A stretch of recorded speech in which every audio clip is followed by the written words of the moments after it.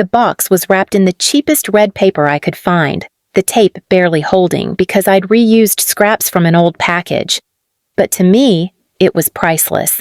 I'd worked double shifts at the diner, skipped meals, and saved every tip in a coffee can hidden under my bed. And finally, after months, I had enough to buy the doll my little girl, Hannah, had been dreaming of. She was only 6, but every time we passed the store window, her eyes lit up. "Mommy, she looks like me," Hannah whispered, pointing at the doll with long brown hair and soft pink dress. And I promised her, somehow, someday, I'd bring that doll home. Please subscribe to our channel and tell us in comments from where are you watching this video. That night, as family gathered in my parents' living room for my nephew's birthday, I finally had the chance to give it to her. The house smelled of fried chicken and cigar smoke, voices loud, laughter sharp. Hannah sat close to me, clutching my sleeve, waiting. She had no idea the gift was in my bag, hidden until the right moment.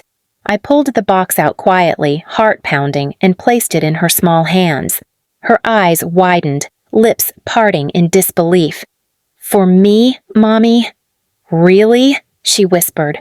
I nodded, fighting tears. "Yes, baby. She's yours." She carefully tore the paper, lifting the doll out like it was glass. Her face glowed, cheeks flushed pink, and for once, I felt like I had given her something more than scraps. She hugged the doll tight, rocking it gently, already whispering, "I'll take care of you." But then came the voice that always cut the air like a knife. "What's this?" My father's shadow fell over us, his broad frame blocking the light. His eyes narrowed at the doll in Hannah's arms. "Where'd that come from?" I swallowed hard. "I bought it, for her. She's been wanting it for months." His lip curled. "You? Bought it?" He barked a laugh, the kind that rattled in his chest and made the whole room look our way.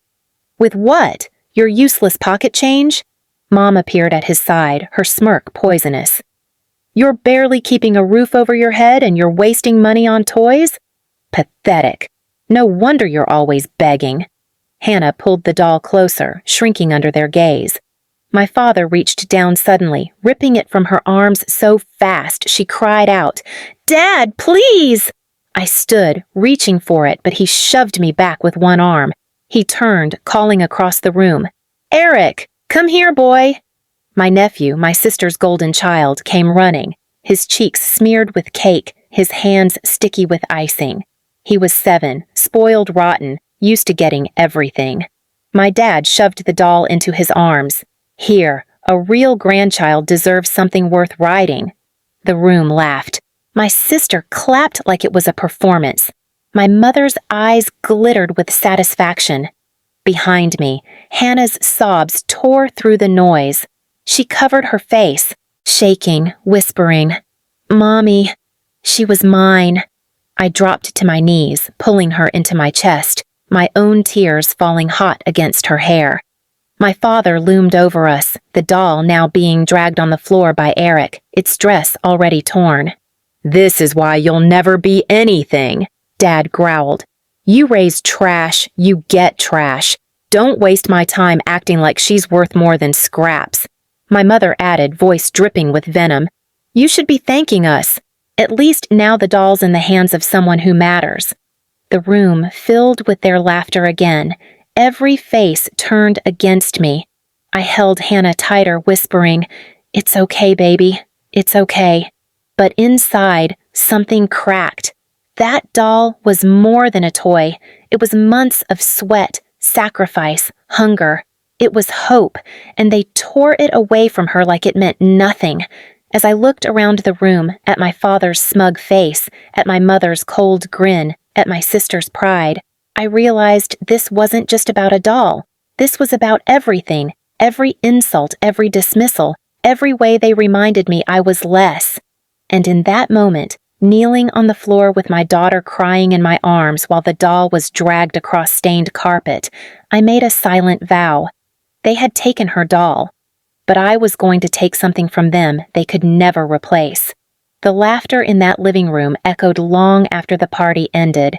Even days later, the sound of my father's voice, "A real grandchild deserves something worth riding," stayed lodged in my head like glass shards.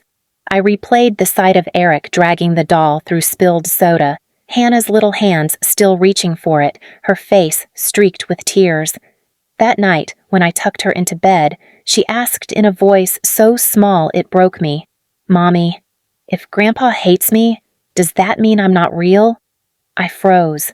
My throat burned, my chest ached, but I forced the words out steady. "You are more real, more precious than anyone in that house. Don't you ever forget that." I kissed her hair, but the truth was, I couldn't sleep after that, because I knew, if I let this stand, if I just swallowed their cruelty again, Hannah would grow up believing their words, and I couldn't let that happen.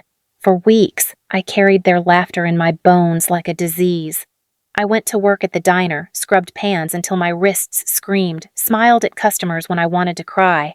But inside, I was planning, not the kind of plan people imagine when they think of revenge, not fire, not screaming.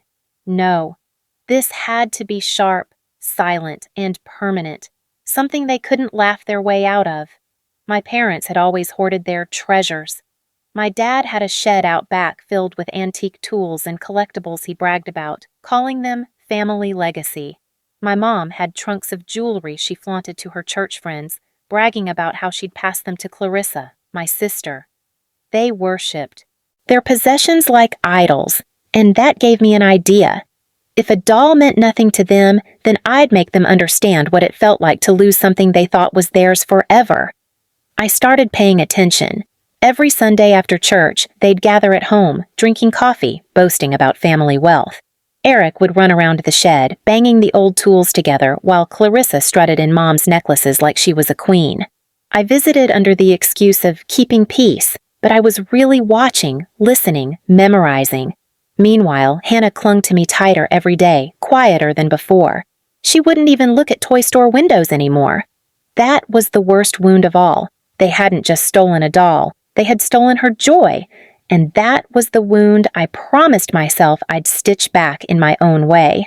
One evening after work, I walked Hannah past a small thrift shop. In the window, there was another doll, not as new, not as fancy, but whole. Her eyes lit up again, just for a second before she forced herself to look away. "It's okay, Mommy. I don't need one anymore." My heart twisted. That night, I bought the doll. I gave it to her quietly, no audience, no laughter.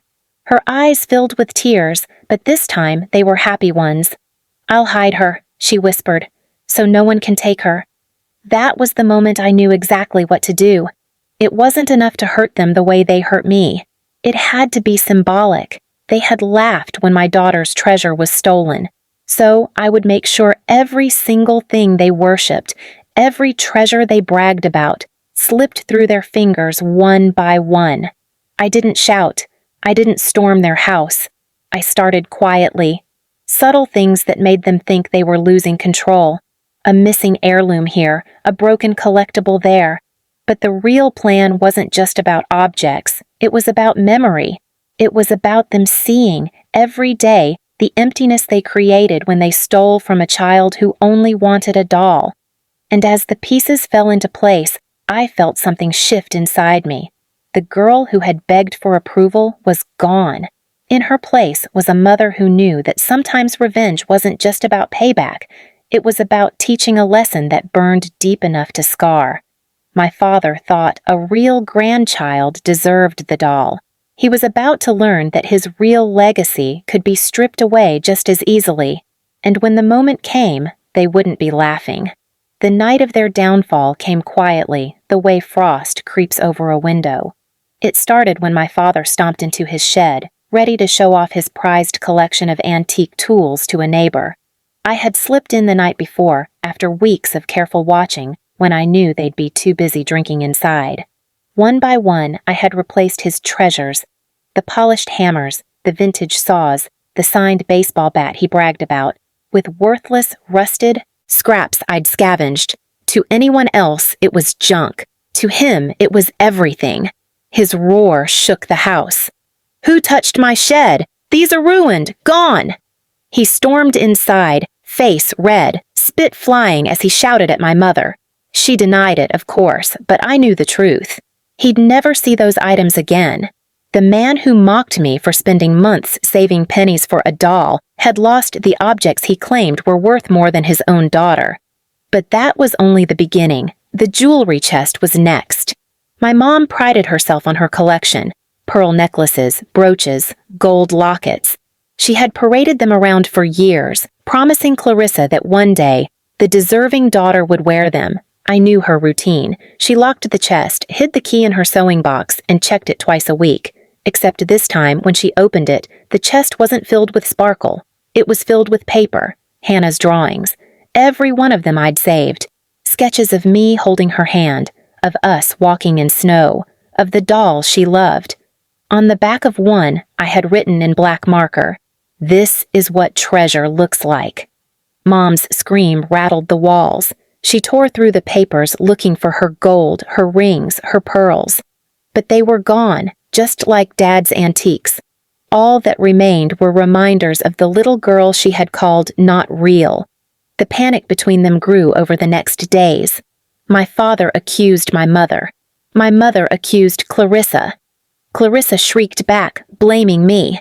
They turned on each other the same way they had once turned on me. And I watched it all unfold from the edges, never saying a word. But the final strike was personal. It had to be. One evening, I showed up at their doorstep. Hannah stood by my side, her thrift store doll clutched close to her chest. My father opened the door, suspicion already carved into his face. "What do you want now?" he barked. I stepped forward, calm as ice. "I came to give you something back." I handed him a box, small and plain. His hands trembled as he opened it, expecting his antiques, his legacy, maybe even his pride. But inside was the shredded dress of the original doll he had snatched, the one Eric had dragged across the floor months ago, the dress I had salvaged when no one was looking, folded and hidden away until this moment. His face twisted. My mother leaned closer, eyes narrowing, and Hannah spoke before I could. Her voice was steady, though her hands shook. "That was mine. You said I wasn't real, but I am. And now you have nothing." Silence dropped like a hammer. My father's jaw clenched. My mother's eyes flickered, but neither could find words. For the first time, it was their turn to feel small. I didn't scream. I didn't demand. I simply turned and walked away, Hannah's hand tight in mine. As we stepped into the night air, I heard the sound of something breaking inside the house. Not just furniture, not just objects, but the illusion they had built that they were untouchable. They had mocked me for saving months for a doll. They had torn joy from my child's hands. So I stripped away every last thing they thought made them powerful. And unlike them, I didn't need an audience to laugh. I had already won.